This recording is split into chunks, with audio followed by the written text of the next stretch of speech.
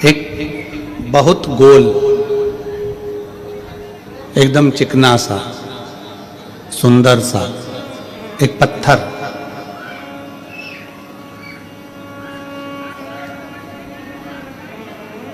एक सुंदर सा चिकना सा गोर पत्थर बहुत सारे पत्थरों के बीच में जाकर गिर गए। खूब सारे पत्थर है वहां पर और वहां वो एक गोल चिकना पत्थर वहां पड़ा है।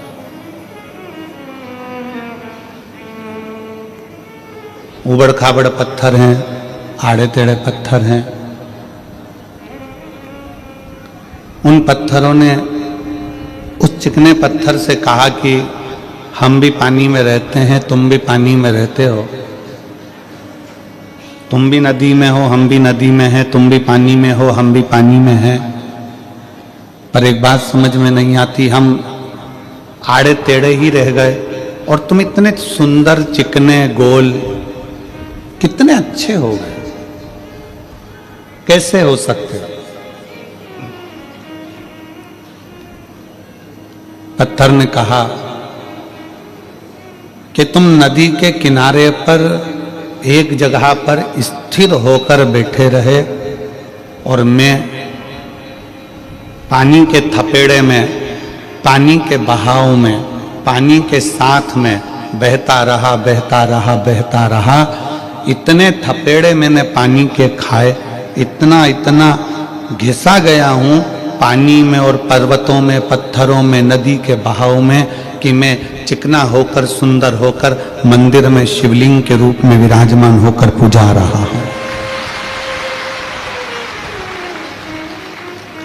पत्थर तुम भी हो, पत्थर में भी हो।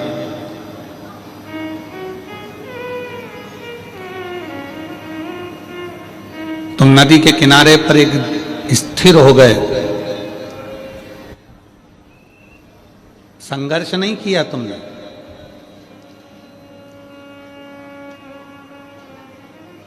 जो संघर्ष से डरता है, जो ये सोचता है कि नहीं मेरे बस का नहीं है, मैं आगे नहीं बढ़ सकता, मैं ये काम नहीं कर सकता, फिर वो आगे बढ़ता भी नहीं है।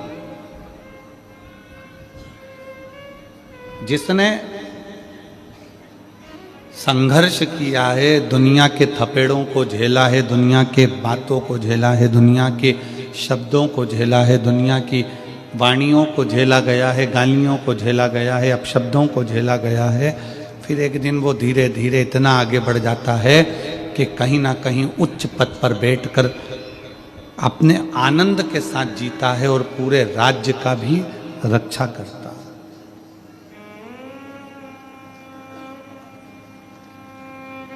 कितने अपशब्द कहते हैं, कितने कितने ताने दिए जाते हैं, कितनी कितनी गाली दिए जाती है, तब जाकर व्यक्ति ऊपर पहुंच पाता है। संसार के थपेड़ों को, संसार के शब्दों को, संसार की वाणी को, संसार की गालियों को जिसने सह लिया, वही मंदिर में जाकर पूजा गया और वही उच्च पद पर बैठ गया। आप संसार के शब्द अगर सहन करना नहीं सीखे तो फिर आप जिंदगी में कभी आगे नहीं बढ़ सकते।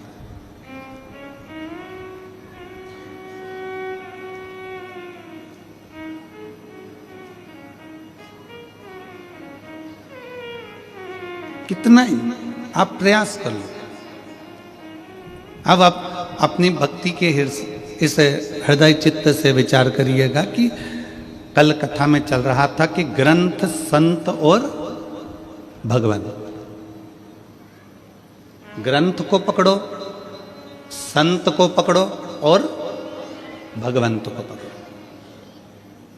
शिव महापुराण की कथा कहती है, मान लो आप ग्रंथ को भी नहीं पकड़ पाए, हो सकता है कि अपन पढ़े लिखे ना हो सकता है हमने पढ़ाई ना करी हो,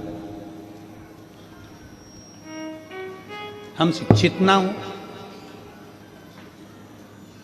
पर शिव महापुराण की एक बात बड़ी सुंदर कहती है, आप भले शिक्षित ना हो पर शिव तत्व कहता है कि अपनी आने वाली पीढ़ी को, अपने बेटों को, अपनी बेटियों को, भले आप शिक्षित नहीं हो पर आने वाली पीढ़ी में अपने बेटों को, अपनी बेटियों को, अपने पोते को, अपनी पोती को शिक्षा जरूर दिलाओ और उच्च शिक्षा दिलाओ, जिससे ये बच्चे आने वाले समय में कुछ अच्छा कर सकें।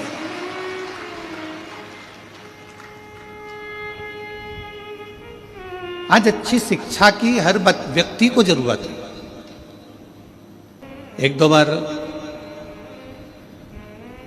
रायपुर की कथा में जब हम पहले आए थे, देवांगन परिवार कथा कराया था, तब उस समय पर एक पत्रकार ने प्रश्न किया था कि गुरुजी,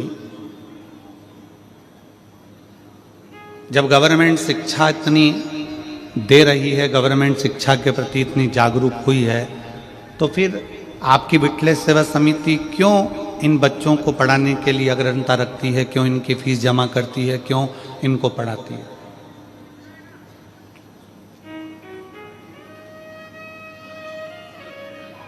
हमने उस समय पर भी उन पत्रकार बंधुओं को कहा था कि ये शिक्षा, ये पढ़ाई उस बच्चे को अपने लिए भी है कि अगर वो बच्चा पढ़ना चाहता है, एजुकेशन करना चाहता है और आगे बढ़ना चाहता है, जब बहुत ऊंचे पद पर वो बच्चा बैठ जाएगा, वो बेटा बेटी बैठ जाएंगे, तो एक बार कुबेरेश्वर धाम को याद करेंगे कि हमारी शिक्षा का किसी ने उद्देश्य रखा था और हमको आगे बढ़ाया। और आज विठले सेवा समिति अगर उसकी शिक्षा का थोड़ा सा खर्चा उठा लेती है, तो हमें उम्मीद है जब वो किसी अच्छे पद पर बैठेगा तो वो भी किसी दूसरे के शिक्षा का खर्चा अवश्य उठाएगा और किसी बच्चे को मंजिल तक जरूर पहुंचाएगा। शिक्षा और चिकित्सा, ये तो बहुत जरूरी है। जितने ऊंचे ऊंचे पद पर जो बैठे हैं, उन सब से निवेदन है कि अपने क्षेत्र में रोड बने ना बने, अपने क्षेत्र में नाली बने ना बने, पर अपने क्षेत्र में अच्छे स्कूल और अच्छे हॉस्पिटल बनना जरूरी है। शिक्षा और चिकित्सा, ये दो ऐसे बल हैं जो बच्चों की जिंदगी को प्रबल बना देते हैं। छत्तीसगढ़ को देखकर बड़ी खुशी होती है कि यहाँ छत्तीसगढ़ियाओं ने, ओरिजिनल छत्तीसगढ़ के निवासियों ने बाहर के फैशन को अपने छत्तीसगढ़ में नहीं आने दिया, अपने संस्कारों के बल पर रहते हैं। बाहर का फैशन नहीं आया।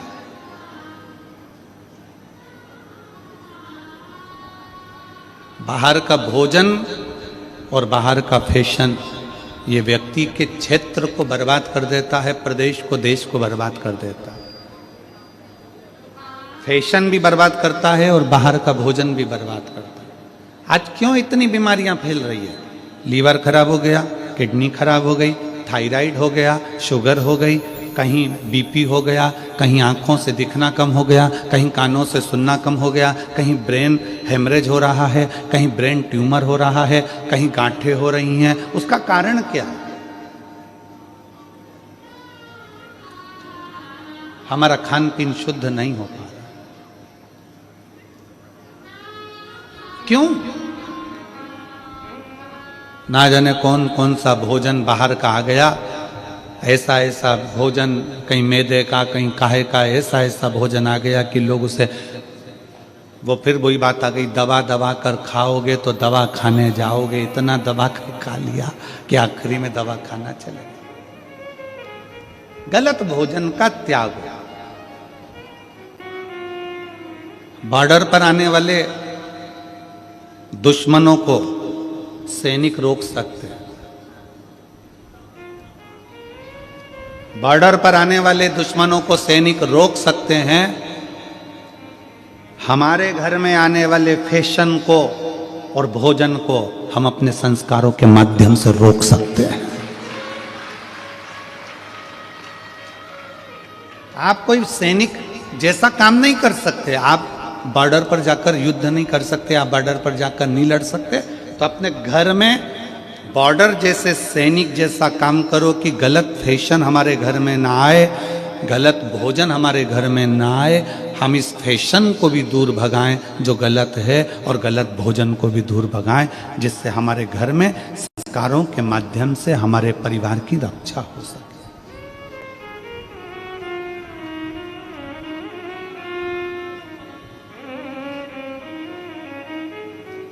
पहले हिंदी और बिंदी भारत की निशानी थी।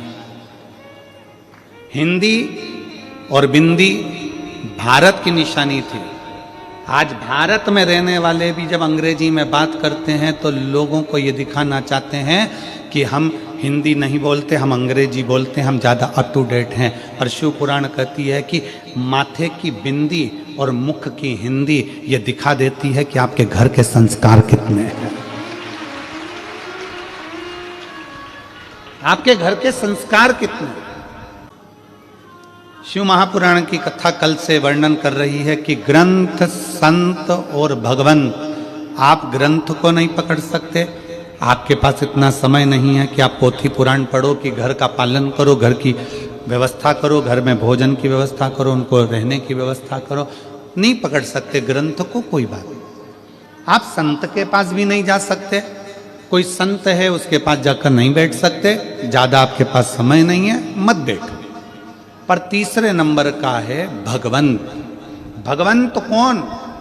भगवंत को ढूंढने के लिए दूसरी जगह नहीं जाना है, हमारे प्रत्येक व्यक्ति के घर में मेरा भोले बाबा एक व्यक्ति ऐसा देता है जो पूरे घर को तार देता है। प्रत्येक घर के अंदर एक व्यक्ति ऐसा देता है।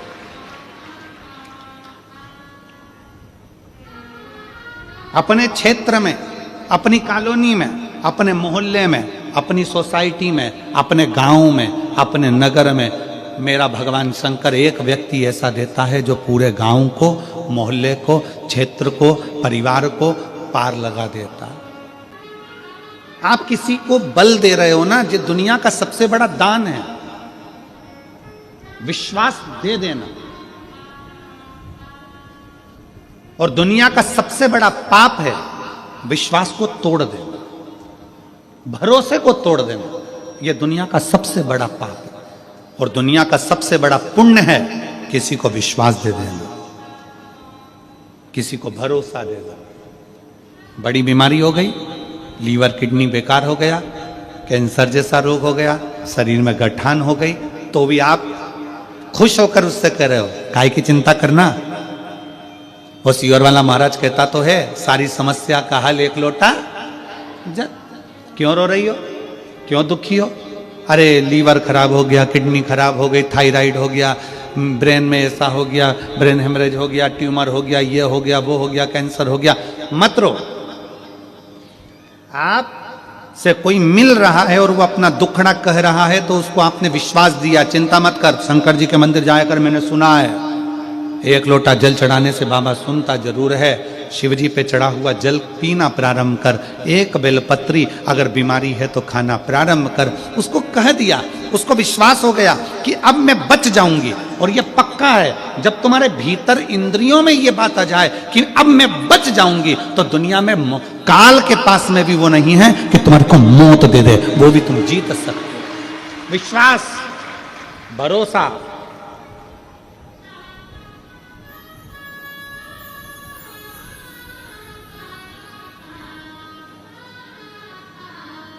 हमारे पिताजी स्वर्गीय पूज्य श्री रामेश्वर जी मिश्रा जी, हमारे पिता, हमको एक किस्सा सुनाते थे। बाल्यावस्था में एक किस्सा उनका बड़ा प्रिय था, वो हमेशा कहते थे,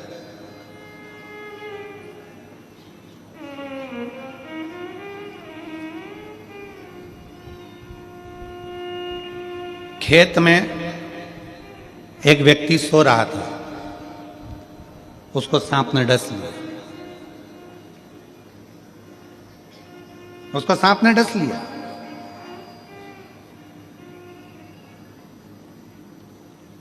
सांप डसा, उसके नेत्र खुल गए, उसने देख लिया सांप डस के जा रहा है। चिल्लाया जम के, पत्नी उड़ गई, पास में सोई थी, उसने देखा, उसने भी देख लिया कि सांप डसा। जम के पत्नी ने कपड़ा बांधा। पति ने कहा मुझे सांप डस गया। पत्नी कहती है क्यों मूर्खों की तरह बात करते हो, पागल हो गए, सांप डस गया। अरे मैंने देखा सांप डस के अभी गया, काला सांप था बहुत भयंकर। पत्नी कहती है वो तो मैंने काले कलर की रस्सी पटकी हुई थी तो वो घड़ी बना के रखी थी, कोई सांप में अपनी डसा, चलो सो जाओ। पति सो गया, पाँव में दर्द हुआ। पत्नी ने पति को कॉन्फिडेंस दे दिया कि तुम्हें सांप ने नहीं डसा है। पति ने भी मान लिया कि मुझे सांप ने नहीं डसा। पत्नी ने नीम का काढ़ा बनाए पति को पिलाकर सवेरे पति काम पर लग गया, अपने कार्य में लग गया। 2 महीने हो गए, 2 महीने पति काम पर लगा रहा। 2 महीने बाद 2 महीने बाद पत्नी ने ये बात अपने घर के लोगों को बता दी और घर के छोटे भाई ने अपने भाई को कह दिया भैया भाभी ने तुमसे झूठ कहा था पर सही बताए ना, 2 महीने पहले तुमको सांप ही काटा था। इतना तो सुना था और पति मर गया। पति मर गया क्यों? जब बड़ी बीमारी आती है, रोग आता है, तकलीफ आती है, कष्ट आता है, दुख आता है, कर्जा बढ़ जाता है, बहुत टेंशन में जमीन जायदाद सब चली जाती है, तब व्यक्ति सोचता है कि मरना ही साधन है। पर कोई शिव महापुराण का कोई श्रोता अगर उसके पास जाता है तो उसको बल दे देता है, क्यों चिंता करते हैं, ऐसे कर्जे वर्जे तो भोलेनाथ यूं निपटा देता है, लोगों को जमीन पे से उठाकर आसमान तक छोड़ देता है। काय की चिंता करना, उसको जो बल मिलता है, भले जिंदगी में बीमारी आ गई पर उसको कह दिया कि तू ठीक होगा, निश्चित है, और उसने ठान लिया कि मैं ठीक होऊंगा, तो बड़े से बड़ा रोग भी उसका ठीक हो जाता है। और उसने सोच लिया कि मैं तो अब जाऊंगा, उसने ये विचार कर लिया कि अब तो मुझे जाना है, उसने ये विचार कर लिया कि अब तो मुझे मरना है, उसने ये विचार कर लिया कि अब मुझे तो ऐसा हो गया, ये उसने मन से सोच लिया, मन से।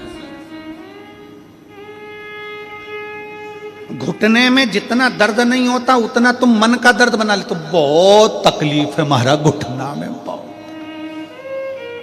घुटने से मैं नीचे नहीं बैठ सकती, मेरे घुटने में बहुत तकलीफ है, घुटने से मैं नीचे नहीं बैठ सकती। इतनी बड़ी बीमारी बना ली घुटने की, घुटने की, घुटने की, मन में बना लिया कि मैं घुटने से नीचे नहीं बैठ सकती, मैं ऐसा नहीं कर सकती, मैं वैसा नहीं कर सकती, 2 कदम नहीं चल सकती। अब तेरे घुटने में इतनी तकलीफ है और तू कह रही मैं 2 कदम नहीं चल सकती, और किसी सपेरे से सांप ला के छोड़ दो, फिर भगेगी कि नहीं भगेगी?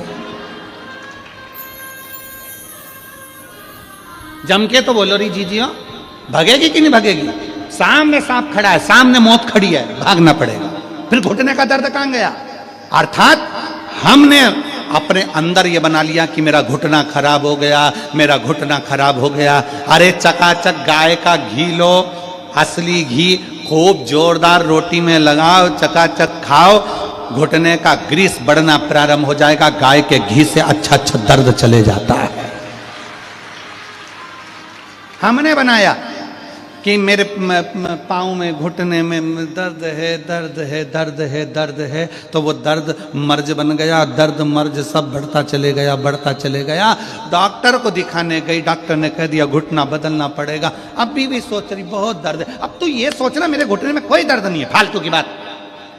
कहाँ जाना है बता, कहाँ चलना है, चल, हाले कोसा चलती हूँ कथा में, 1 किलोमीटर दूर गाड़ी छोड़ूंगी, पैदल चल के चलूंगी। और दम थी, मन में प्रबलता थी, पैदल पैदल कमर झुक रही है, बूढ़ी अवस्था है, फिर भी चली आ रही है।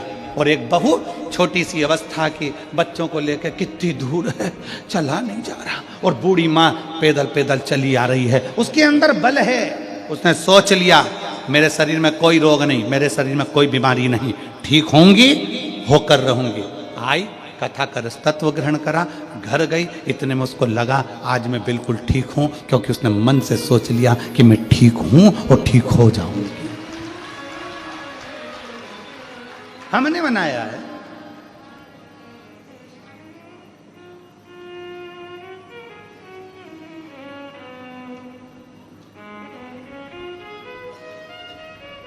कोई कोई भ्रम लोग अपने आप पैदा कर लेते हैं, अपने आप भ्रम पैदा कर लेते हैं।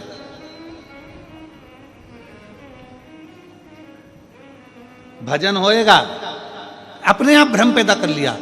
जैसे कोई भजन आया और लोग भ्रम पैदा कर लेते कि मेरे को अभी थोड़ी देर में मैं घूमने लगूंगी।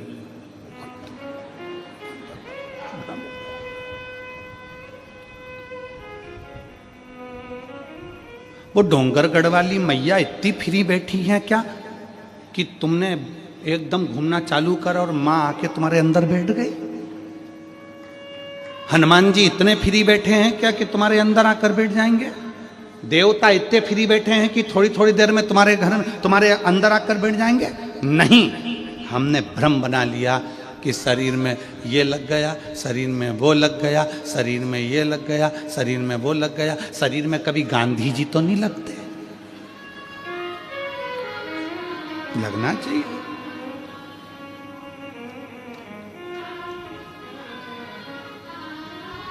एक आध बार शरीर में गांधी जी लग जाए और क्या, बुरा मत देखो, बुरा मत, लाठी टेक के चलने लगे, वो कभी ना लगे। व्यर्थ। अपनी सोच को प्रबल बनाओ, अपने विचारों को प्रबल बनाओ। हम मना नहीं करेंगे कि माता जी नहीं आती, आती शरीर में, ऐसा नहीं है, उसकी तरंग आती है, पर हर जगह नहीं। जब माँ को याद किया जाए, वो कहते ना, बेटा जब पुकारे माँ को आना चाहिए, तब माँ स्थान पर। हम नहीं, ये नहीं कहेंगे कि नहीं आती माँ, आपको दर्शन नहीं देती या देवता नहीं आए, मना नहीं है, पर उसके आने से तुम्हारे जीवन में सुख आए। ब्रह्म नहीं, ब्रह्म।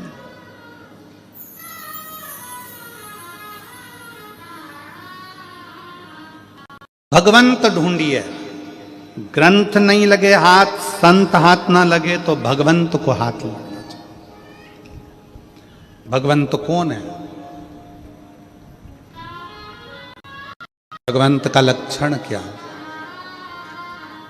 भगवंत का सबसे बड़ा लक्षण है ना काहू से दोस्ती, ना काहू से बैर।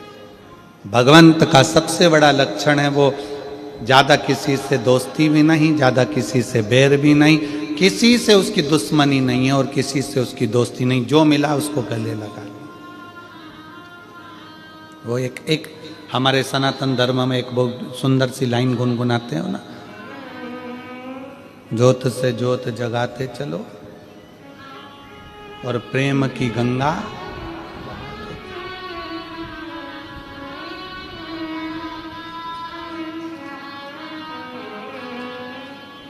राह में आए जो दीन दुखी, राह में आए जो दीन दुखी, सबको गले से लगाते चलो, प्रेम की गंगा ज्योत से ज्योत जलाते चलो, ज्योत से ज्योत जलाते चलो, प्रेम की गंगा बहाते चलो। राह में आए जो दीन दुखी, राह में आए जो दीन दुखी, सबको गले से लगाते चलो, प्रेम की गंगा बहाते चलो। ना काहू से दोस्ती, ना काहू से बैर, सबको अपना बना, सबको अपना।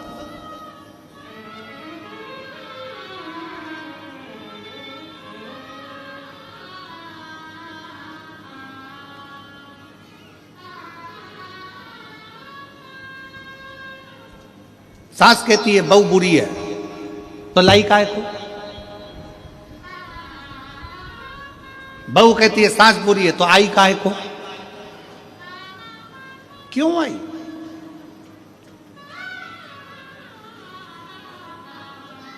अपनी बड़ाई और पड़ोसी की लड़ाई अगर किसी को अच्छी लगती है तो समझ लेना कि वो बर्बाद होकर ही रहेगा। जम के बोलो, क्या क्या क्या क्या? अपनी बड़ाई और पड़ोसी के घर की लड़ाई अगर तुम्हें अच्छी लग रही है तो समझ लेना कि एक दिन तुम बर्बाद होकर रहोगे। तुम पड़ोसी के घर में लड़ाई हो रही है और तुम बड़े खुश होकर, कितनी जोरदार लड़ाई हो रही है, सास ऐसा बोल रही, बहू ऐसा बोल रही, और तुम्हें आनंद आ रहा है, समझ लेना कि तुम पड़ोसी के घर की लड़ाई को देखकर अगर खुश होते हो तो तुम्हारी जिंदगी का बर्बादी का सिरा है। उसके घर लड़ाई हो रही है ना, तो थोड़ा भगवान से प्रार्थना करो दोनों में शांति बन जाए। प्रभु बहुत अच्छा घर है मेरे घर के पास का, बहुत अच्छे लोग हैं, ना जाने किसकी नज़र लग गई उसको, बहुत अच्छा परिवार है बाबा, इसको अच्छा कर दो। एक लोटा जल शंकर जी को और चढ़ा दो अपने पड़ोसी के लिए कि इनका प्रेम बढ़ जाए। अपनी बड़ाई जिस दिन अच्छी लगने लगे, वाह वाह मैंने जो करा बहुत अच्छा करा, मैंने ऐसा कर दिया, मैंने वैसा कर दिया, मैंने यूं कर दिया, मैंने यूं कर दिया, अपनी बड़ाई और पड़ोसी के घर की लड़ाई अगर अच्छी लगे तो समझ लेना कि उस दिन तुम्हारा बर्बादी का सिरा प्रारंभ हो गया। हमें अपनी बड़ाई अच्छी नहीं लगना चाहिए और पड़ोसी के घर की लड़ाई भी अच्छी नहीं लगना चाहिए। समझौता हो, समझाओ, अच्छे रहिए।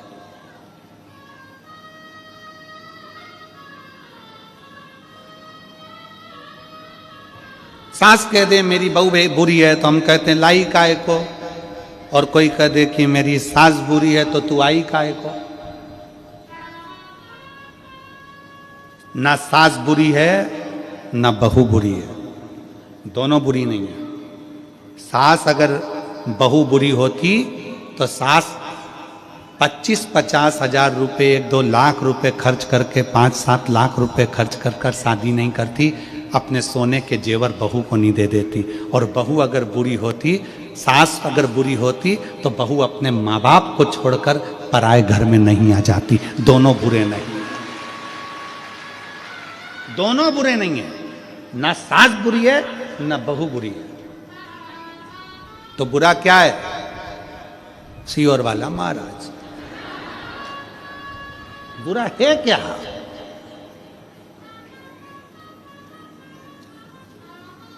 गुरुजी आप कह रहे हो ना सास बुरी ना बहू बुरी, तो बुरा कौन? सियोर वाला महाराज। मतलब ना सास बुरी है ना बहू बुरी है, हम जो दिमाग में लेकर बैठे हैं, नीले कलर का चश्मा लगा के बैठ गए और सोच रहे सब पीले दिखे तो पीले दिखेंगे, बोलो तो जम के नहीं। कौन से कलर के दिखेंगे? नीले। लाल कलर का चश्मा लगाया तो सब जम के बोलो जरा लाल दिखेंगे, काला लगाया तो काला दिखेंगे। सास ने जो चश्मा अपनी आंखों में चढ़ा लिया बहू के प्रति कि मेरी बहू ऐसी है, और चश्मा चढ़ गया उसके आंखों पर, उसके परिवार वालों ने चढ़ा दिया तुम्हारी बहू ऐसी, तुम्हारी बहू ऐसी, वो बहू ऐसी, वो बहू ऐसी, उसने चश्मा लगा लिया अपनी आंखों में, लेंस ऐसा लगा लिया कि वो बहू बुरी दिखने लगी, जो अच्छी दिखती थी वो बेकार दिखने लगी। बहू ने चश्मा चढ़ा लिया अपनी आंखों पर कि सास बुरी, तो वो बुरी दिखने लगी। अपने चश्मे को चेंज करिए, अपने चश्मे को बदलो।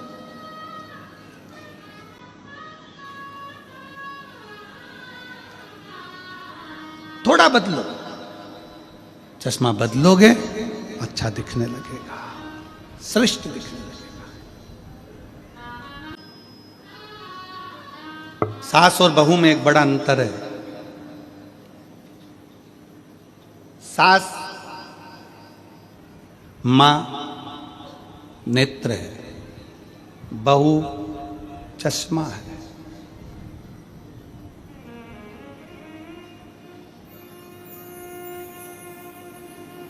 आंखों से अगर थोड़ा सा भी कमजोर दिखेगा तो चश्मे को साफ करोगे कि आंख साफ करोगे? जम के बोलो जरा। चश्मा, नंबर बदल लोगे, चश्मा को चेंज कर लोगे, गिलास बदल लोगे, साफ कर लोगे, धो लोगे, पोंछ लोगे कि अच्छा दिखे, अच्छा नजर आए।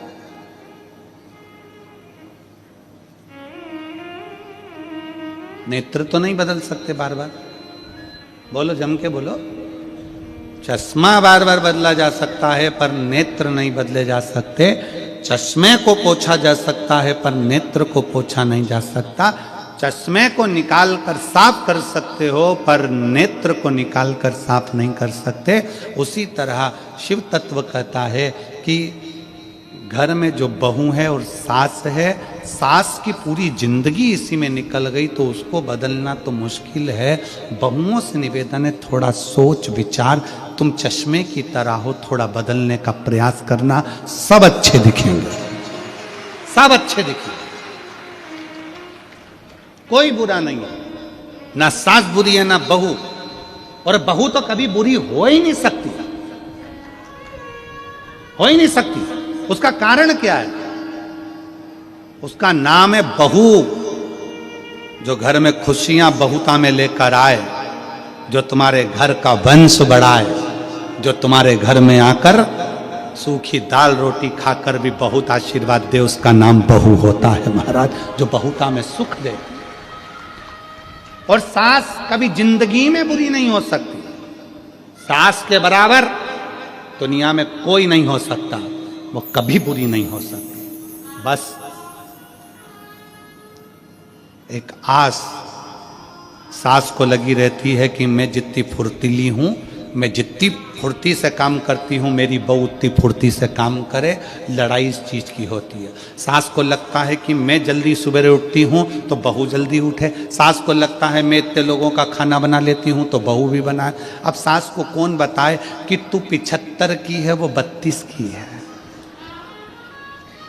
जब वो धीरे धीरे धीरे धीरे तेरी उम्र में आएगी तो ऊपर चली जाएगी, और जब तेरी उम्र में वो आएगी तब तेरी जैसी फुर्ती उसमें भी आएगी। ऐसा नहीं है, उम्र की एक गरिमा रहती है। 14 साल के लड़के से कहो कि तो इतना मेहनती काम कर ले, नहीं कर सकता। 24 साल के लड़के से बोलोगे करेगा, 34 साल के कहोगे फिर करेगा, 54 साल के बोलोगे तो करेगा। तुम आस बहुत लगाए हो, वो आस थोड़ी सी कम करो।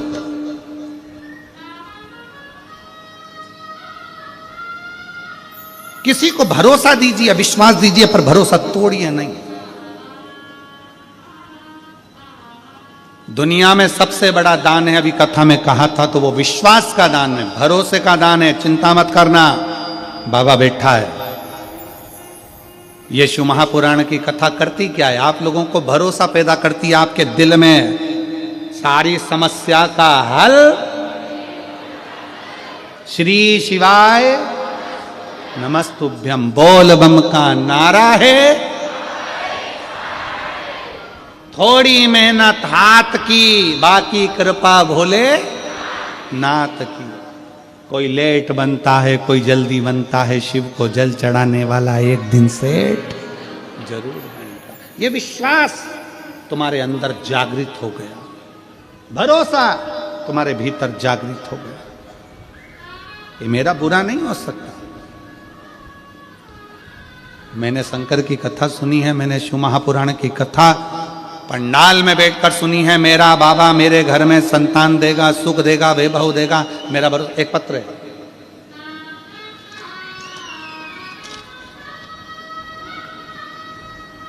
मेरा नाम ईशिका अग्रवाल है, मैं बिलासपुर छत्तीसगढ़ की रहने वाली हूँ। कहीं बैठी हो ईशिका अग्रवाल तो हाथ हिला सकती है। मेरा नाम ईशिका अग्रवाल है, मैं बिलासपुर छत्तीसगढ़ की रहने वाली हूँ। कहीं बैठी हो तो हाथ हिला सकती हैं। ईशिका अग्रवाल, बिलासपुर छत्तीसगढ़ से। मैं सीए की पढ़ाई कर रही थी। मैंने 2 बार सीए फाइनल का एग्ज़ाम दिया, पर उसमें मेरा रिजल्ट अच्छा नहीं रहा और मैं फेल हो गई। मैं हिम्मत हार चुकी थी, बार बार वही किताबें पढ़ने से मैं थक चुकी थी और तंग आ चुकी थी। मेरे को फिर से तैयारी कर एग्ज़ाम दिलाने में, एग्ज़ाम देने में डर लग रहा था। पत्र को आप लोग एलईडी पर जरूर पढ़ें, आस्था चैनल पर पढ़ें कि एक बेटी ने अपने भीतर का दर्द कितना लिखा। हिम्मत हार चुकी थी, बार बार वही किताबें पढ़ने से थक चुकी थी। और तंग आ चुकी थी। मेरे को फिर से तैयारी कर एग्ज़ाम दिलाने में डर लग रहा था। मन में यही विचार आता कि इस बार भी नहीं हुआ तो क्या होगा। मेरी मम्मी आपकी कथा सुनती है और उन्होंने ही मुझे बताया कि कैसे आप अपने पत्र के माध्यम से बताते हैं कि आपके बताए हुए उपाय और महादेव जी का विश्वास के कारण कितने लोगों का सफलता मिली है, कितने लोगों का काम हुआ है। आपने बोला था अपनी मेहनत को 4 गुना कर दो और भोले बाबा पर विश्वास पूरा करो, मन से करो। मैंने वैसा ही किया। महादेव जी पे शहद वाली बेलपत्र चढ़ाकर एग्जाम देने गई, अपनी मेहनत को 4 गुना बढ़ा दिया। एग्जाम के बाद मैं सीहोर गई, वहां बाबा से अपने मन की बात कह दी। रायपुर में हुई कथा पंडाल में बैठकर कथा को सुना। 24/12/2024 पशुपतिनाथ का व्रत प्रारंभ किया। कितनी तारीख को करा? 24/12/2024 को कथा व्रत प्रारंभ करा। रायपुर की कथा सुनी और एक ही व्रत पूर्ण हुआ और मेरा रिजल्ट 26/12/2024 को आया।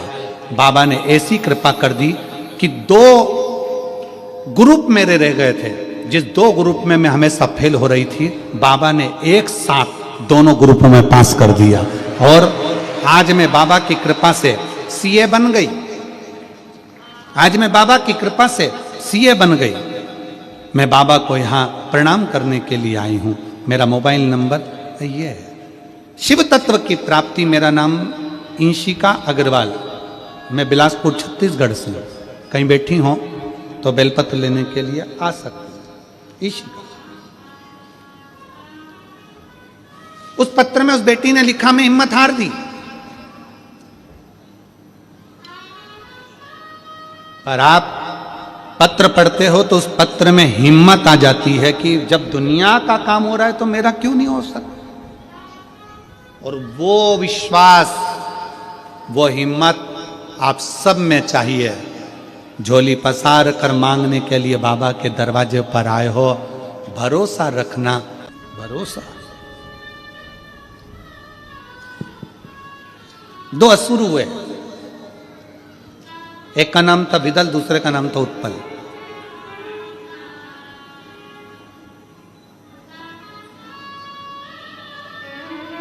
दोनों जुड़वा थे।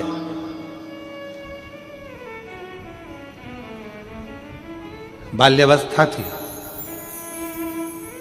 पूत के पांव पालने में नजर आने लगते हैं। व्यक्ति कैसा होगा ये उसको नजर आने लगता है।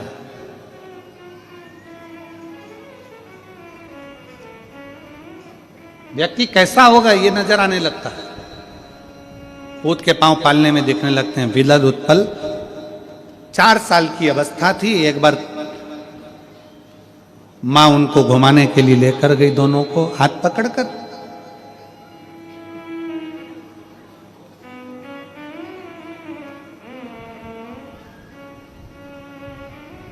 छोटी सी अवस्था। एक सरोवर में पास में बच्चे खेल रहे थे। शिव महापुराण की रुद्र संहिता का ये बहुत सुंदर संवाद। शिव महापुराण की रुद्र संहिता का ये सबसे सुंदर चरित्र है विदल और उत्पल की कथा, क्योंकि इसमें मेरे भगवान शंकर का एक अवतार हुआ है जिसको कुंदकेश्वर महादेव कहते हैं। कौन सा महादेव? जम के बोलो जरा, कुंदकेश्वर महादेव। रुद्र संहिता शिव महापुराण का ये चरित्र कहता है विदल उत्पल 4 वर्ष की अवस्था के थे, छोटे थे। मैया का हाथ पकड़कर, अपनी माता का हाथ पकड़कर जब भ्रमण के लिए गए, असुर प्रवृत्ति थी।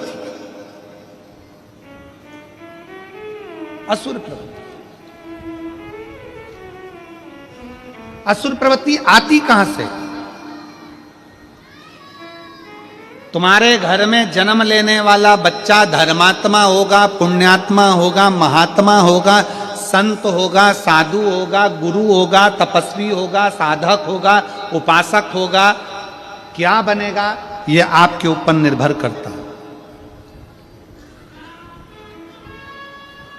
गर्भ में जब बच्चा रहे, आज के जमाने में डॉक्टर कह देते हैं बेड रेस्ट। क्या बोलते हैं? जम के बोलो जरा, बेड रेस्ट। बेड रेस्ट मतलब पलंग पर पड़े रहो, आराम करते रहो। अब डॉक्टर ने कह दिया कि गर्भवती हो गई, बेड रेस्ट करो, आराम करो, तो वो पलंग पर पड़े पड़े करेगा क्या? टीवी चालू, टीवी चालू। अब दिन भर जितने भी सीरियल आते हैं, नाटक आते हैं, उसमें कहीं की ना कहीं की 24 घंटे रोती मिले, रोती। तो जो औलाद पैदा हुई वो भी रोतली हुई, वो भी रोतली। उसको जितनी देर गोद में रखो चुप, नीचे सुला और पे पे करना चालू।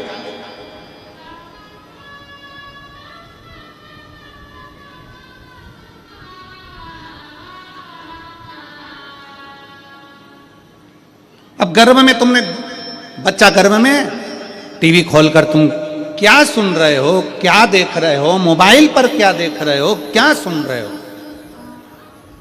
दिन भर टीवी पर तुमने डोरेमोन देखा, इसलिए औलाद भी डोरेमोन जैसी पैदा हुई।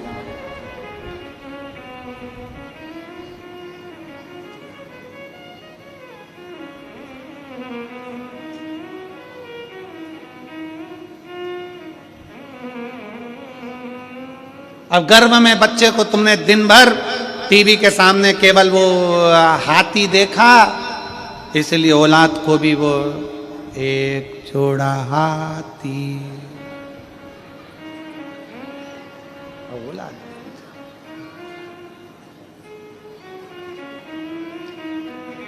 तुमने जो देखा है वो तुम्हारी औलाद की दृष्टि में। तुम क्या देख रहे हो, क्या कर रहे हो, तुम्हारे ऊपर निर्भर करता है। तुम्हारा बेटा कैसा बनेगा। बिदल उत्पल की मां जब बच्चा गर्भ में था, बिदल उत्पल की माता के गर्भ में जब बच्चा था, उस गर्भस्थ बच्चे जब गर्भ में थे, बिदल उत्पल की माता के गर्भ में जब बच्चे थे, तो बिदल उत्पल की मां अपने पति के साथ मृगा करने के लिए, शिकार करने के लिए जाती थी।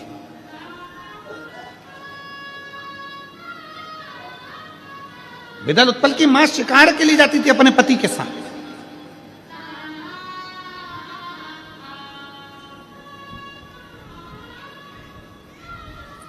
पति बाण छोड़ता, जीव को मारता, और ये बिदल उत्पल की मां क्या करती? जो मरा हुआ जीव पड़ा रहता था उसको भी बाण से 25 बाण मारकर छेदित कर, 2500 बाण मारकर छेदित कर देते।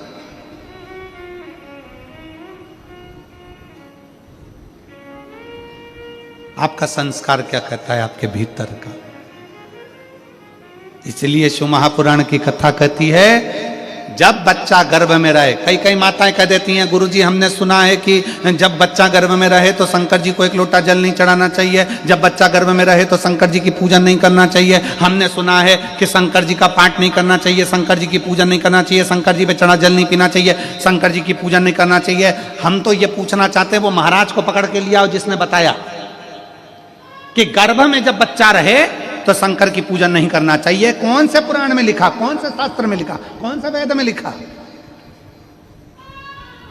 शिव महापुराण की कथा कहती है जब बच्चा गर्भ में रहे तो रामायण की चौपाइयां पढ़िए, जब बच्चा गर्भ में रहे तो श्रीमद् भागवत पढ़िए, जब बच्चा गर्भ में रहे तो शिव पुराण पढ़िए, जब बच्चा गर्भ में रहे राम कृष्ण शिव सबकी आराधना करिए, भगवान की भक्ति में डूबने की आराधना करिए, भगवान की भक्ति करिए। हो सकता है औलाद भी भगवान की भक्ति करती हो जन्म।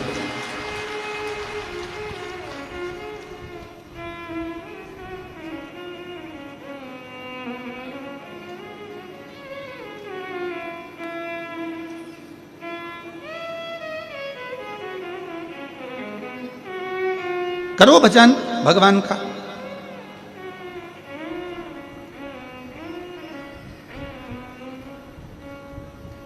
खूब भगवान का भजन करो। कोई कह दे गर्भ में बच्चा है, भगवान शंकर की पूजन नहीं करना चाहिए, ऐसा कहीं नहीं लिखा। जाओ शंकर के मंदिर में करो आराधना, शिव की पूजन करो, शिव की आराधना करो, शिव की भक्ति करो। सारी समस्या का हल एक लोटा जल। पत्र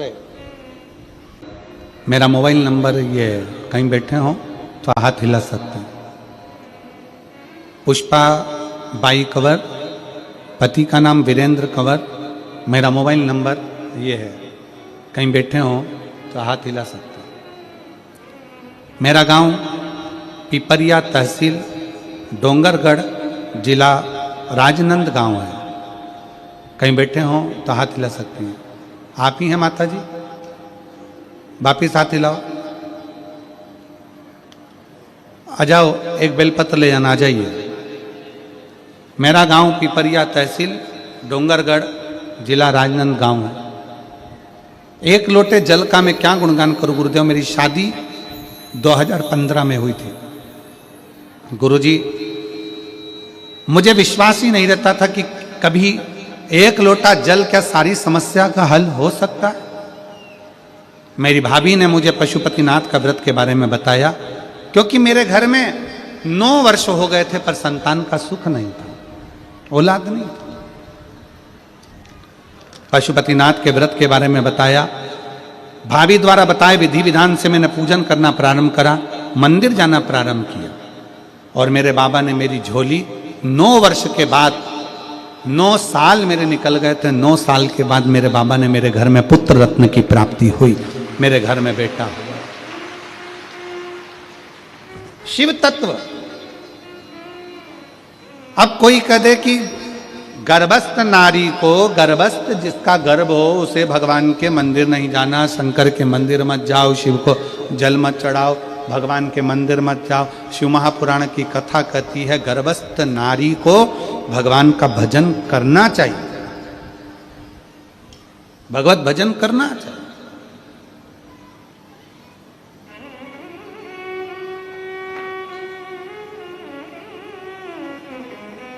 उसका फल मिलता जरूर, मिलेगा। और तेरे दरबार की बाबा निराली शान देखी, तेरे दरबार की बाबा निराली शान देखी है।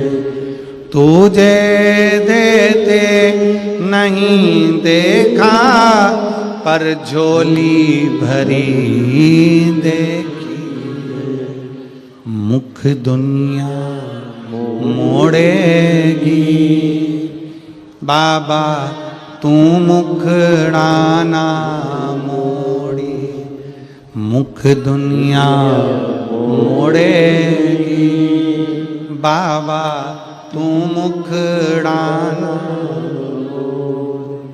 विदल उत्पल 4 वर्ष के हैं। उसका कारण मन में जो बच्चों को हम सीख दे रहे हैं, गर्भस्थ अपने बच्चों को जो हम ज्ञान दे रहे हैं, वही सामने प्रकट होगा।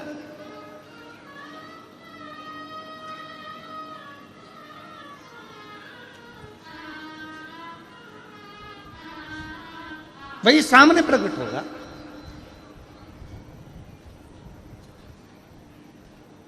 अब बिदल उत्पल 4 साल के, मां का हाथ छोड़कर भागे। सरोवर के किनारे पर मां कपड़े धो रही है, उसके 2 बच्चे हैं, बैठे हैं, छोटे छोटे बच्चे, बिल्कुल छोटे, साइड में बैठे हुए थे।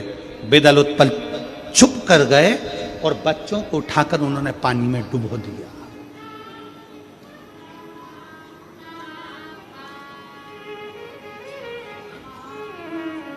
और मत बुरे कर्म कर बंदे वरना पछताएगा, भगवान की आंखों से तू बच नहीं पाएगा, तू बच नहीं पाएगा। अरे ओ अज्ञानी मत करना दान, तेरे कर्म का फल भी तू ही पाएगा, जैसा किया तूने तेरे आगे आएगा।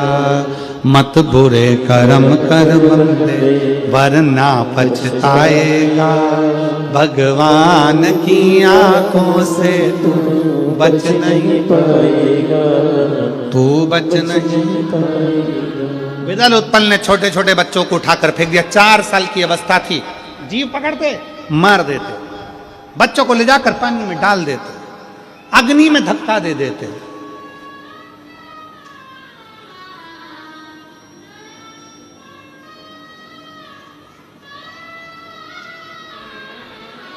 धीरे धीरे बड़े हो गए। विदल उत्पल बड़े हुए, उन्होंने इतना उपद्रव मचा दिया, इतना उपद्रव मचा दिया, और उपद्रव मचाते मचाते अब उनके मन में आ गया कि हमें ऐसा वर मांगना चाहिए कि जिस वर से हम अमर हो जाएं। वो वर हमको चाहिए। किसके पास जाएं? तो विदल उत्पल ने विचार करा, एक काम करते हैं, वो देवऋषि नारद सब दूर घूमता है, वो हमें बता सकता है कि सबसे बड़ा दानी, सबसे जल्दी राजी होने वाला और सबसे बड़ा दानी कौन है? नारद जी के पास चलो, वो बताए। नारद जी को ढूंढ रहे हैं, नारद जी को ढूंढने में लगे, ढूंढने में लगे नारद जी।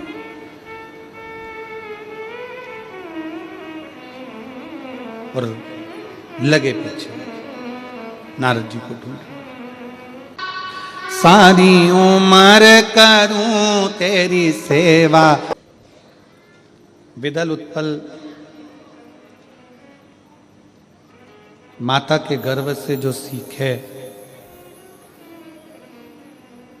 एक बड़े असुर बन गए, राक्षस। एक मां अपने बेटे को भक्त बना सकती है, अपने बेटे को संत बना सकती है, महात्मा बना सकती है, और एक माँ ही है जो अपने बेटे को असुर भी बना सकती है।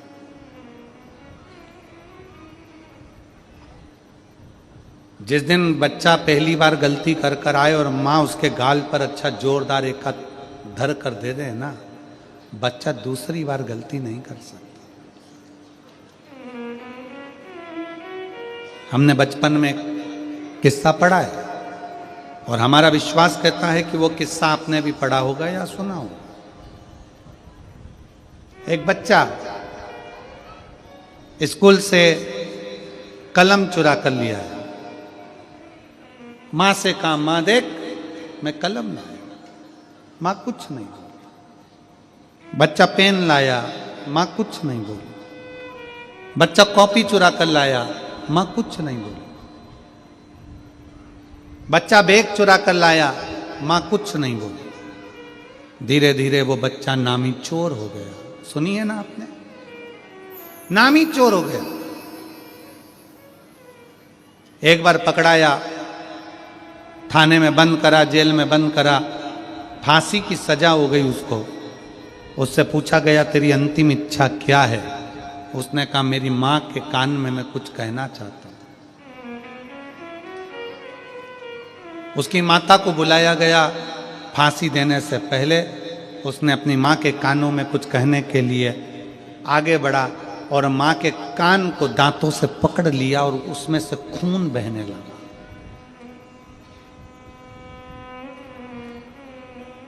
कान में से खून बह रहा है। पुलिस वालों ने छुड़ाया।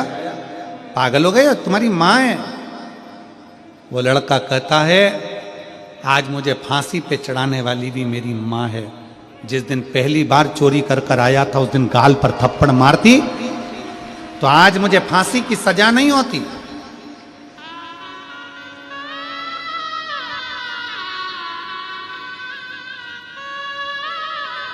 बच्चा पहली बार गलती कर कर आए ना, उसको सबक मिलना चाहिए थोड़ा सा।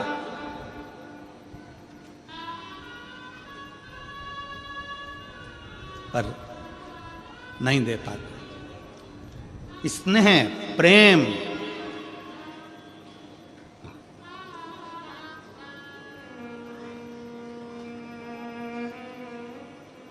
आज के ज़माने में बच्चों से इतना बहुएं इतना प्रेम करती, इतना प्यार करती, जैसे पहले की माताएं अपने बच्चे से तो कर ही नहीं थी। करो प्यार, अपने बच्चे से 4 गुना ज्यादा प्यार करो, पर इतना भी प्यार मत करना, इतना भी प्यार मत करना कि बच्चे तुमको बेवकूफ समझने लगे। करो प्यार, खूब करो, इतना भी प्यार मत करना कि बच्चे की जिंदगी नरक हो जाए, बच्चे का जीवन नष्ट हो जाए। खूब प्यार करो, तुम्हारा पुत्र है, तुम्हारा बेटा है, खूब प्रेम करो, मना नहीं, पर बच्चे का जीवन खराब मत कर देना, इतना प्रेम मत कर देना कि बच्चे की पूरी जिंदगी खराब हो जाए। थोड़ा रोको भी, थोड़ा टोको भी, थोड़ा कहो।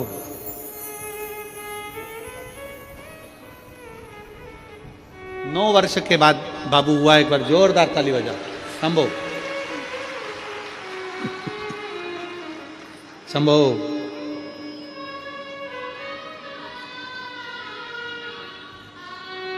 हर हर महादेव,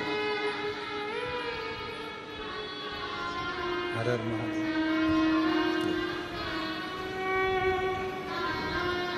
ले बेटा, बधाई हो।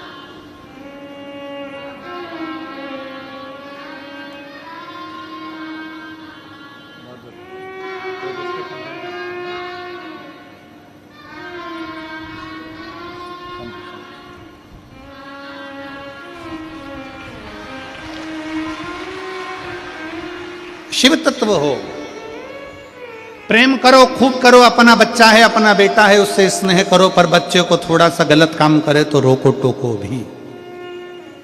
दादी से अपशब्द बोल रहा है, रोक दो बेटा। दादी से ऐसे बात करते हैं, दादाजी से पलट कर जवाब दे रहा है, रोक दो बेटा। दादाजी से ऐसी बात करते हैं, तुम्हारे ताऊ हैं, तुम्हारी बड़ी माँ है, तुम्हारे पिताजी हैं, मामा जी हैं, उनको इस तरह से व्यवहार करेंगे।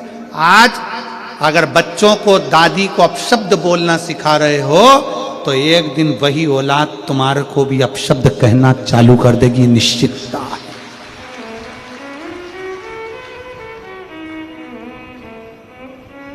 उनको सिखाओ। बिदल उत्पल को मां ने नहीं रोका, बड़े असुर बन गए। असुर बनकर नारद जी के पास पहुंच गए। देवर्षि नारद तो जैसे ही देवर्षि नारद ने बिदल उत्पल को देखा तो नारद जी छुप गए।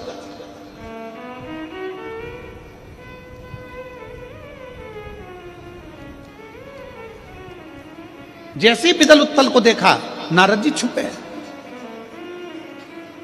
और यही सही सीख यही कहती है,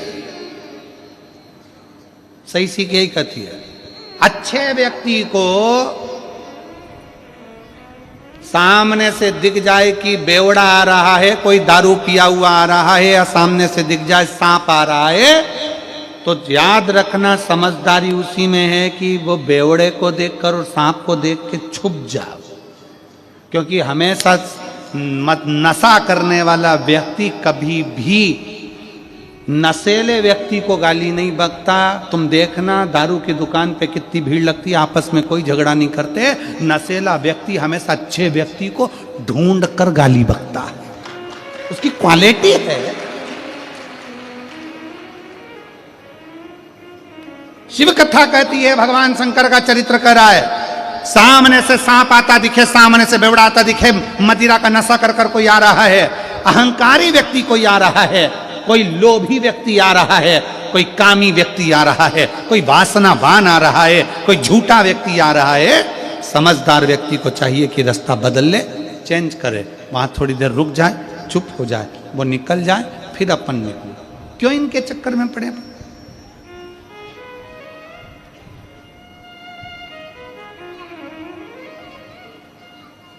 क्यों इनके चक्कर में पड़े? कितना समझाया जाता है, कितना कहा जाता है कि नशा छोड़ दो, नशा छोड़ दो, ये तुम्हारे घर को बर्बाद कर रहा है, नशा छोड़ दो, नशा छोड़ दो, ये तुम्हारे कुल को, तुम्हारे घर को, परिवार को बर्बाद कर रहा है, छोड़ दो।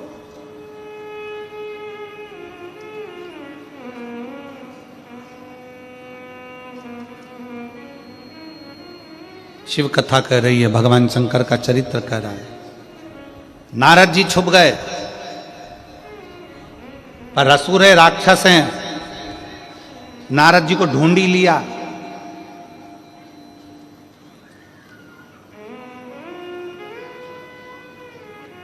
असुर हैं, राक्षस हैं, नारद जी को ढूंढ लिया।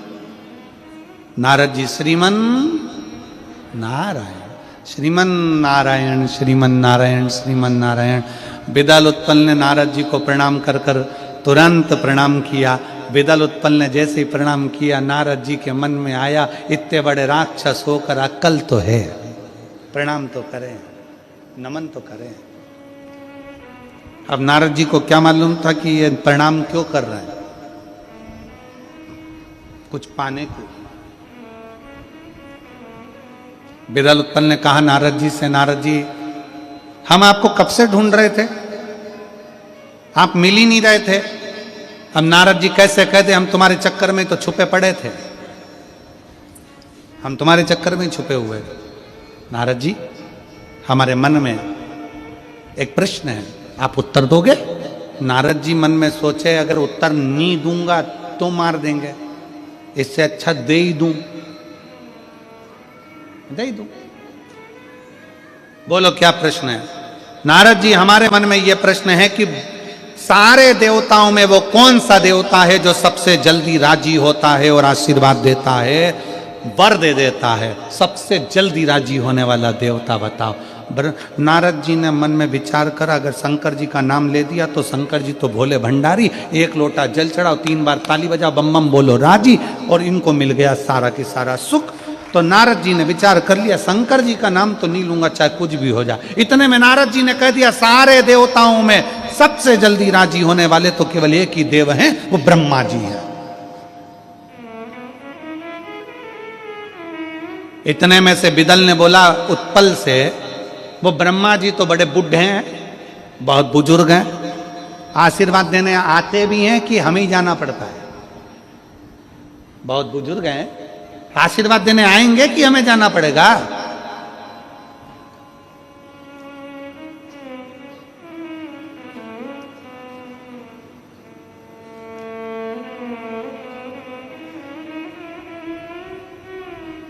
कौन समझाए दुनिया के लोगों को?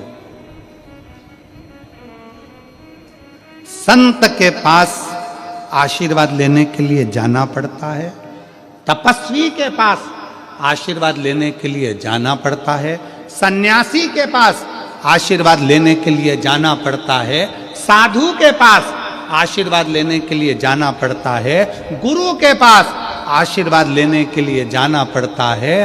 पर घर में जो बुजुर्ग माता पिता है ना, उनके पास नहीं भी जाओगे ना तो भी वो दिल से आशीर्वाद देते ही रहते हैं, वो दिल से आशीर्वाद देते ही रहते हैं। घर में 2 शंकर पार्वती के रूप में घर के बुजुर्ग, घर के बूढ़े माँ बाप, घर के दादा दादी, नाना नानी, घर के बुजुर्ग घर में ऐसे होते हैं, काका काकी, घर के बुजुर्ग ऐसे होते हैं जिनके पास में तुम जाकर नहीं भी बैठोगे ना तो भी दिल से दुआ करते हैं, मेरे बच्चे खूब आगे बढ़े, मेरे बच्चे खूब नाम कमाए, मेरे पोता पोती खूब नाम कमाए, मेरी बहू खूब आगे बढ़े। तुम संतों के पास बैठ रहे हो, साधु के पास बैठ रहे हो, तपस्वी के पास बैठ रहे हो, योगी सन्यासी के पास बैठ रहे हो, उनके पास जाकर तुम्हें आशीर्वाद लेना पड़ेगा।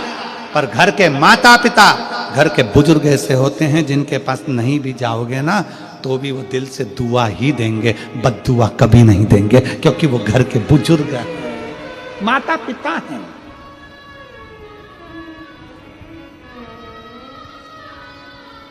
ब्रह्मा जी देंगे वर? हाँ। नारद जी को छोड़ा, अभी आए थे जब प्रणाम करा था, जाते समय कोई प्रणाम नहीं, काम हो गया ना। वावारी दुनिया मतलब की दुनिया में किसी का कोई, काम हो गया, चल दिया। शिव महापुराण की कथा कहती है, तुम्हारा काम भी हो जाए तो भी भगवान का दरबार मत छोड़ो, भगवान की कथा मत छोड़ो, पुराण सत्संग स्मरण मत। एक पत्र है,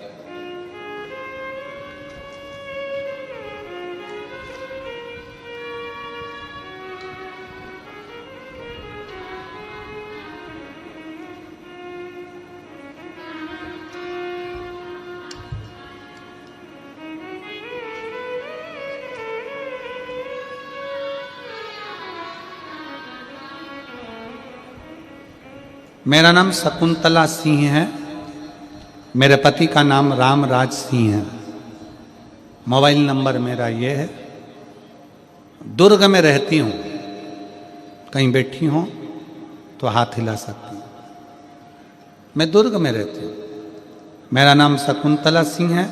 मेरे पति का नाम रामराज सिंह है। मेरा मोबाइल नंबर ये है। मैं दुर्ग में रहती हूँ। दुर्ग कहीं बैठी हो तो हाथ हिला सकती हैं। अगर कहीं बैठी हो तो हाथ हिला। दुर्ग केंद्रीय जेल में मैं कार्यरत हूँ। गुरुजी श्री शिवाय नमस्तुभ्यम मंत्र कोई साधारण सा मंत्र नहीं है। एक लोटा जल का मैं क्या गुणगान करूं गुरुदेव। 2021 में मुझे कैंसर हुआ। कहीं आई हो तो हाथ हिला सकती हैं। अगर कहीं बैठी हो तो हाथ हिला सकती हैं। आप ही हैं? आ जाइए, एक बेलपत्र ले जाना। आ जाइए, पधारिए, आ जाइए। 2021 में मुझे कैंसर हुआ। पता चला चेकअप में कराने पर, तब लखनऊ गई। वहाँ के ग्लोबल हॉस्पिटल में मेरा चेकअप हुआ, जिसकी रिपोर्ट में मुझे कैंसर बताया गया। डॉक्टर ने मुझे ऑपरेशन के लिए कहा और मेरा ऑपरेशन कराया गया। वहाँ से डिस्चार्ज होकर मैं अपने घर वापस आ गई। घर आने के बाद मेरे शरीर में कैंसर की पहले एक गठान थी, अब पूरे शरीर में गठान ही गठान हो गई। इतनी गांठें हो गई कि मैं कपड़े भी नहीं पहन पाती थी। शरीर में कैंसर की इतनी गांठें हो गई कि कपड़े पहनना भी दुश्वार था। तब हमारे जेल लाइन की एक भाभी आए, मुझे देखने के लिए आई और उन्होंने मेरे पति को शिव की पूजन करने का बोला। एक लोटा जल शंकर जी पे चढ़ाओ। फिर मेरे पति रोज शंकर जी के मंदिर जाते, शिव जी पर एक लोटा जल चढ़ाते, बेलपत्र अर्पित करते और मुझे बाबा पर चढ़ा हुआ जल आचमन कराते, बेलपत्र खिलाते। बाबा की कृपा का मैं क्या गुणगान करूं गुरुदेव। मैंने लखनऊ जाकर दोबारा से टेस्ट करवाया तो मेरे शरीर की कैंसर की सारी गठानें गल चुकी थी। एक भी गठान नहीं बची थी। सारी गठानें गल गईं और मैं बाबा की कृपा से आज स्वस्थ हो गई। अपनी ड्यूटी दुर्ग केंद्रीय जेल में वापस करने लगे। 2024 में आपकी कथा भिलाई में जयंती स्टेडियम में रही थी। मैं बाबा का धन्यवाद करने के लिए वहां पहुंची थी। मैंने पंडाल में बैठकर कथा सुनी। मैंने बाबा को धन्यवाद करते हुए पत्र भी लिखा, क्योंकि ड्यूटी पर रहती हूं तो समय नहीं मिल पाता। पर बाबा की कृपा का मैं धन्यवाद देने के लिए आई, और इसलिए धन्यवाद देने के लिए आई हूं कि मेरे कभी इतनी आस्था नहीं थी, पर बाबा का जो कृपा देखी है कि मेरे शरीर में इतनी कैंसर की गांठ एकदम पूरी समाप्त कर देना और मुझे कैंसर से मुक्त कर देना, ये बाबा की ही कृपा है। गुरुदेव सच कहूं ना गुरुजी, बाहर तो शिव भक्ति है, परंतु केंद्रीय जेल के अंतर्गत भी सब लोग श्री शिवाय नमस्तुभ्यम का जाप करते हैं और शंकर को एक लोटा जल चढ़ाते हैं। शिव की भक्ति। गुरुदेव ये कथा नहीं, ये कथा नहीं है गुरुदेव, ये एक एक व्यक्ति के दिल का विश्वास है। ये कथा नहीं, पूरे शिव भक्तों की पुकार है। शिव महापुराण की कथा जो ना जाने कितनों को बल प्रदान करती है और रोग से मुक्त कर देती है। बाबा को मैं धन्यवाद देती हूँ गुरुदेव। शिव तत्व है, शंकरो गढ़ी। एक पत्र और है। मैं नम्रता चावड़ा, पति का नाम राजेश चावड़ा, हम बमलेश्वरी की पावन नगरी डोंगरगढ़ जिला राजनांदगांव छत्तीसगढ़ से हैं। कहीं बैठी हूँ, आप ही हैं? हाथ हिलाओ एक बार। आ जाइए, आ जाओ, एक बेलपत्र लेकर जाना। आ जाओ, वापिस हाथ हिला दो एक बार। आ जाइए। डोंगरगढ़ जिला राजनांदगांव से हूँ गुरुजी। मुझे सितंबर 2022 में पता चला कि मुझे गांठ हो गई।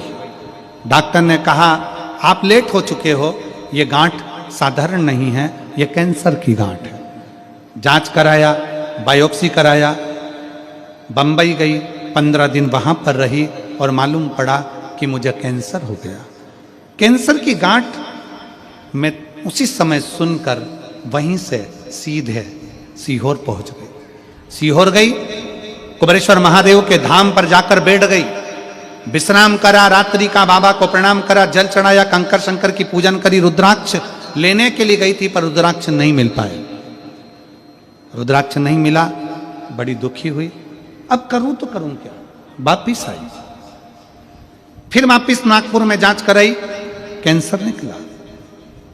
परंतु गुरुजी आप कहते हो सारी समस्या का हल एक लोटा जल होता है।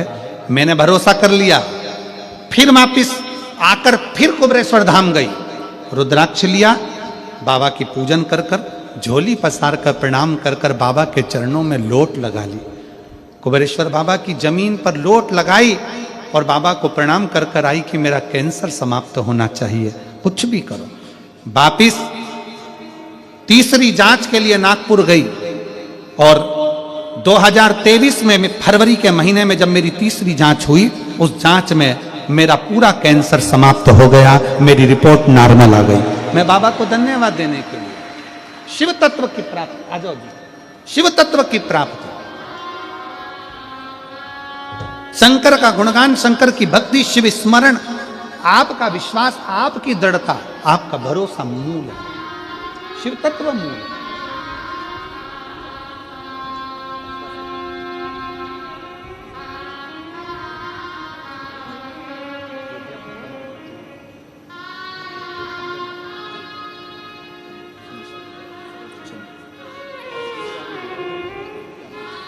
शिव तत्व की प्राप्ति, शंकर का गुणगान।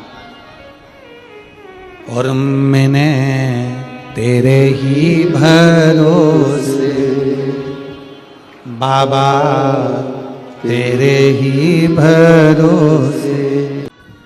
नारद जी ने शंकर जी के पास नहीं भेजा क्योंकि शिव ओघड़दानी है, अड़भंगे, भोले, सहज, सरल, तुरंत देने वाले,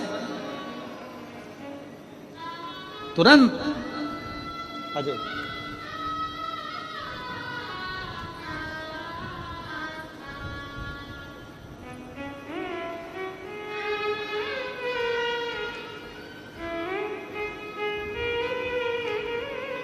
रो नहीं, रो आंसू पोछो पहले, आंसू पोछो पूरे, आंसू पोछो पहले।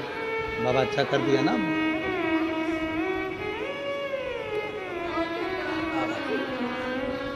अच्छे से जाओ, अब आंसू पोछो पूरे, पूरे आंसू पोछो, पूरे आंसू पोछो। हाँ,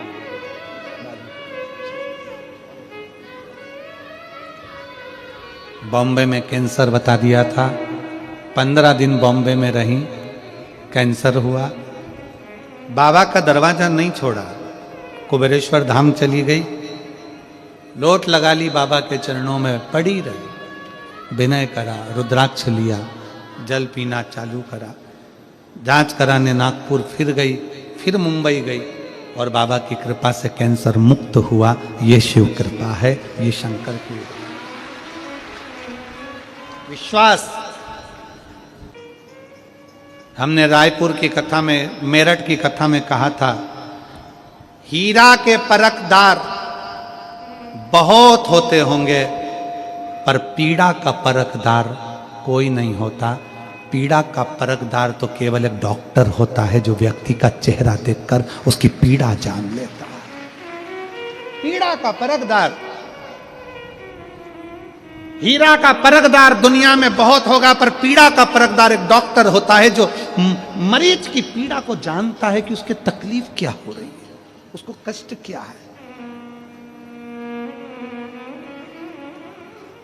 और जब कोई मरीज ठीक होकर जाता है ना, सबसे ज्यादा खुशी घर वालों को हो चाहे ना हो, डॉक्टर को बहुत खुशी होती है कि ये ठीक होकर जा रहा है, ठीक होकर। परखदार शिव का एक अंश डॉक्टर है, उसको समझे, जाने। शिव तत्व कह रहा है, भगवान शंकर की कथा कर रही है, शिव महापुराण की कथा कर रही है। विदल उत्पल ब्रह्मा जी का तप करने के लिए बैठ गए। ब्रह्मदेव का तप करते रहे पर ब्रह्मा जी प्रकट नहीं हुए, क्योंकि ब्रह्मा जी को मालूम था ये मांगेंगे क्या, अमर होना है इनको, अमर।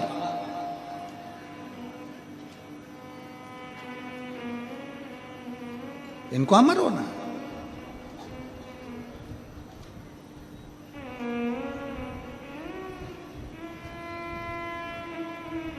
ब्रह्मा जी प्रकट नहीं हुए तो विदल उत्पल को क्रोध आ गया।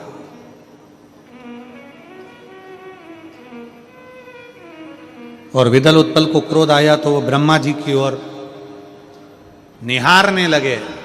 ब्रह्मा जी अपने तप साधना में लीन थे। आखिरी में विदल उत्पल पर उनको आकर कृपा देना ही पड़ी। मांगो, तुम्हें क्या चाहिए?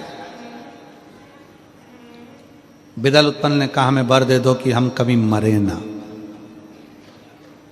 हमें अमर कर दो, हम कभी मरे ना। शिव महापुराण की कथा कहती है, संसार में जन्म लिया है तो मृत्यु तो आएगी। अब तुम रोकर जियो चाहे मुस्कुरा कर, तुम्हारे ऊपर निर्भर करता, मौत तो आना है।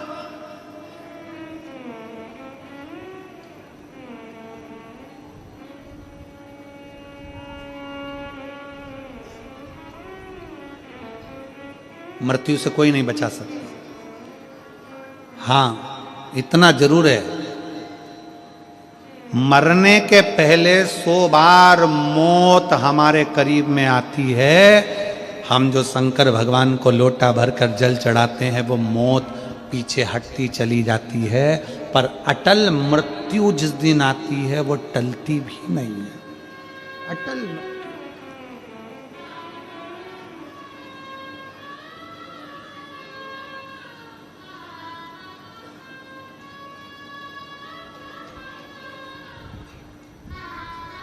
अटल मृत्यु।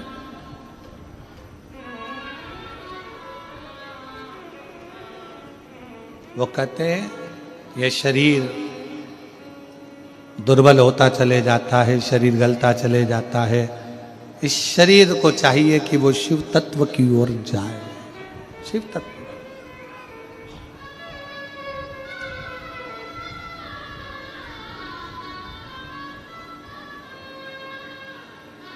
बड़ी दूर किनारा कश्ती भी पुरानी है, भोले बाबा सुन भी लो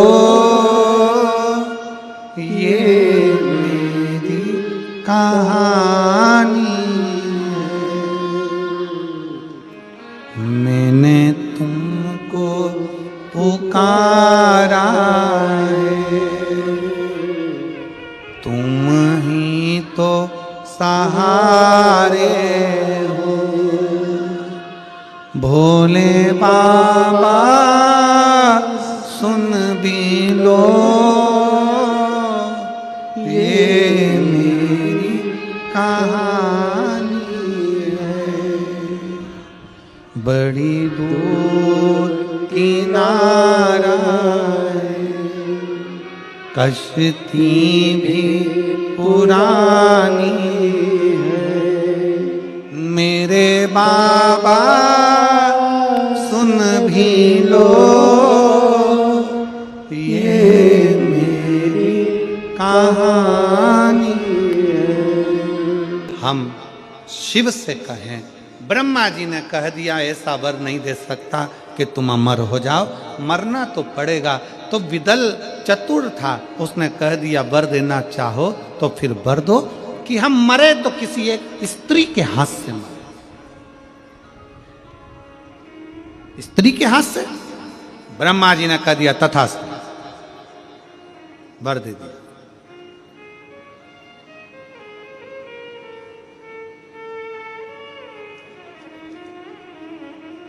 अब बिदल उत्पल को लग गया कि अब हमारी मौत नहीं हो सकती, क्योंकि स्त्री में इतना बल ही नहीं होता, एक नारी में इतना बल नहीं होता। बिदल उत्पल ने यह सोच कर रखा था। अब उनको कौन समझाए कि स्त्री साधारण नहीं हो सकती।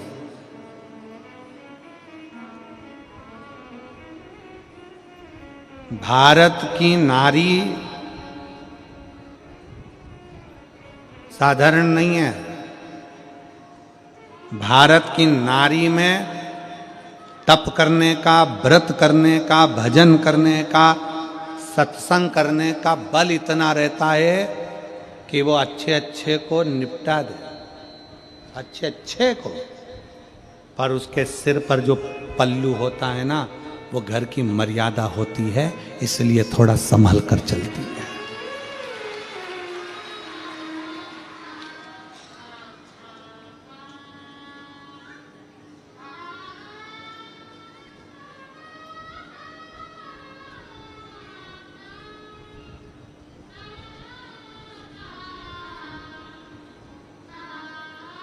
और मेरा बेटियों से निवेदन है, भारत की भूमि की सारी बेटियों से निवेदन करूंगा, जितनी बेटियां यहां कथा में बैठी हैं, जो आस्था चैनल पर सुन रही हैं, फेसबुक यूट्यूब पर सुन रही हैं, उन बेटियों से निवेदन करूंगा, अपने आप को हल्का फुल्का मत समझना।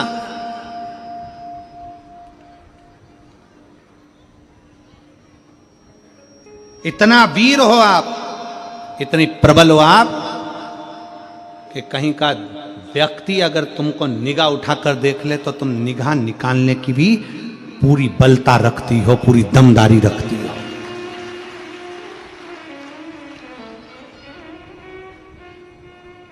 इतना बल है तुम में। तुम झांसी की रानी, तुम अहिल्याबाई, तुम मां जानकी, मां पार्वती, मां जगत जननी, दुर्गा भवानी हो। कैसे हार जाओ किसी? कैसे?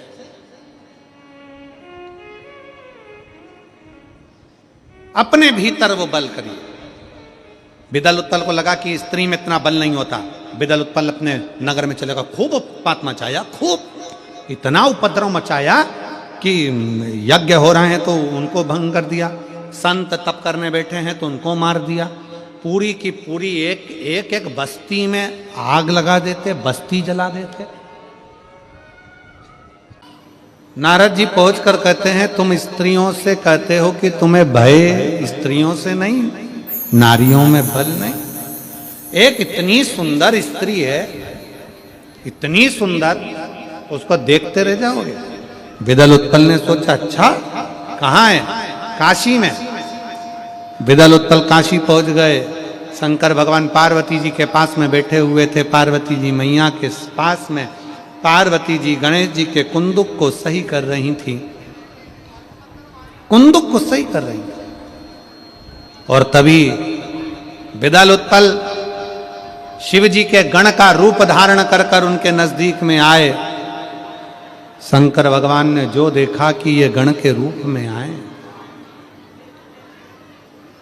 जाओ शिव के दरवाजे पर, परंतु उनके अपने बनकर, गलत विचार रखकर नहीं, गलत सोच रखकर नहीं, गलत दृष्टि रखकर नहीं, गलत भाव रखकर नहीं।